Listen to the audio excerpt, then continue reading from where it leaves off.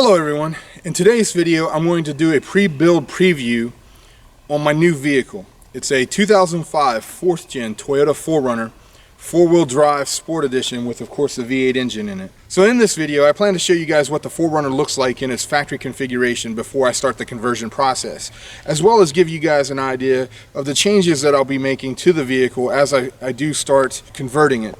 Now, as many of you are wondering, what happened to the CR-V? The last couple trips I took in the CR-V, I ran into some mechanical issues. So going forward, I decided to move on from the CR-V and I went back to the drawing board. I was debating between doing a full van conversion or staying with the SUV. Now, of course, with a full van conversion, I'd have more livability, more space, but I would be sacrificing mobility, especially off-road. And that was really why I decided to move away from the CR-V, is the limited functionality off-road and the lack of aftermarket support and upgrades for it. So I decided to go with the Toyota for one, its reliability, and two, the 4Runners have excellent aftermarket support. They have, a ton of upgrades available to them. Everything from front and rear bumpers, winches, ladders, of course light kits, suspension upgrades, full Expedition style roof racks. So going forward, I just felt this was a vehicle that, as it stands is very capable off-road, but can grow with me as my adventures take me deeper into the backcountry. And it's something that I can, basically turn into an ultimate overlanding vehicle. So just to go into a little more detail on this particular 4Runner I bought, I picked it up at an excellent deal considering the mileage, which was fairly low mileage as far as the 4Runner goes, especially for this particular year. It only had 105,000 miles at purchase. Of course, it's got a clean title and it was dealer maintained. It's fairly rust free.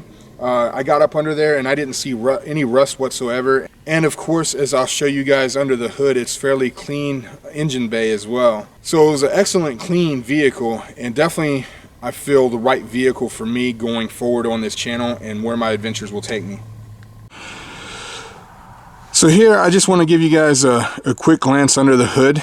And it is a clean vehicle for its age, and I'm thinking down the road sometime there's this area right here that I can probably put in an auxiliary battery, as well as maybe an air compressor too, to air up and air down my tires as I travel off-road. So looking into the front of the 4Runner, one thing you can see here is it's definitely more spacious than the CR-V was.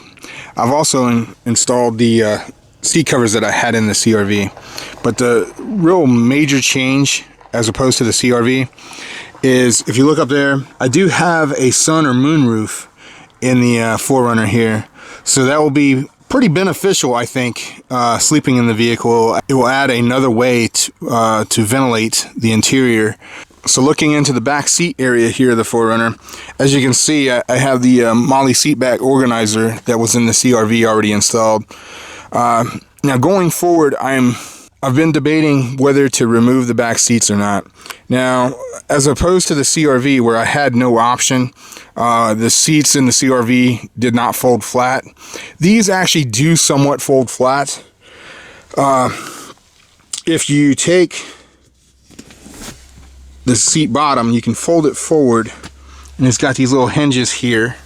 Then the back of the seat actually folds down and relatively flat through here.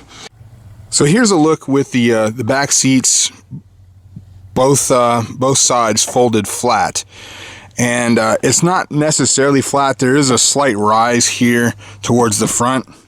As you can see, it rises up to right here. But if you're, I'm going to say 5'8" or shorter, you could definitely make this work without having to remove the back seats.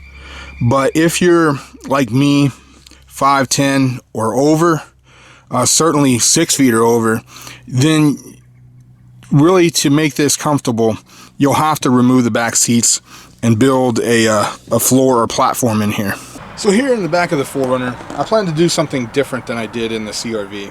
In the CR-V, I had a short platform that was roughly 9 to 10 inches high that I could fit small totes under there.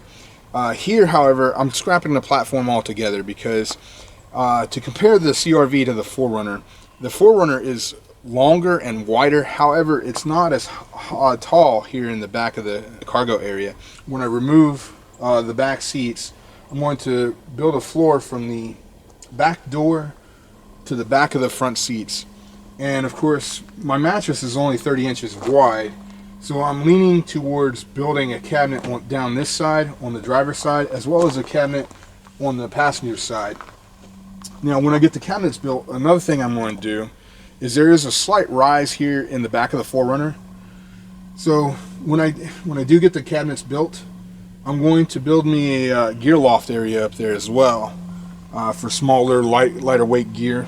Of course, another thing I do want to maintain is behind the passenger seat in the CRV, I had an area where I could keep my water jugs, and I do plan to build an area like that here as well. I also want to point out that right after I bought the 4Runner, I ordered in a Sherpa Equipment Company full roof rack.